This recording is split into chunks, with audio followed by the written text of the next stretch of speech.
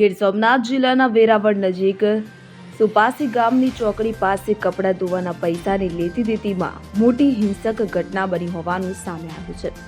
આ ઘટનામાં એક યુવકનું મોત થયું છે, જ્યારે 3 લોકો ઈજાગ્રસ્ત થયા હોવાનું સામે આવ્યું છે.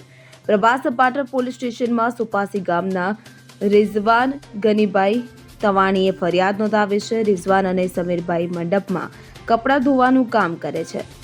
આદરીવાડાના રહેવાસી અર્જુનભાઈ જોટવા પાસેથી તેમને 15,000 રૂપિયા લેવાના હતા. પૈસા ન ચૂકવાતા રિઝવાને અર્જુનભાઈની બોલેરો કારની ચાવી લઈ લીધી હતી. આ બાબતે મન દુઃખ રાખીને હનીફભાઈ તાજવાણીના 3 પુત્રો ફૈઝલ, ઉબેદ, ઝુલ્ફિકાર અને જયુલ કરીમભાઈ તવાણીએ હુમલો કર્યો હતો.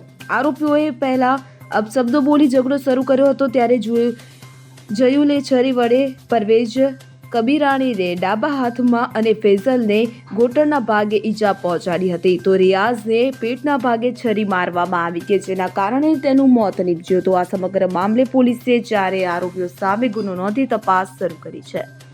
Bureau report CN24 news. હવે જુઓ દેશ દુનિયાની તમામ ખબરો તમારી આંગળીના ટેરવે. ઉઠાવો મોબાઈલ અને Google Play Store પરથી ડાઉનલોડ કરો અમારી CN24 ન્યૂઝ મોબાઈલ એપ.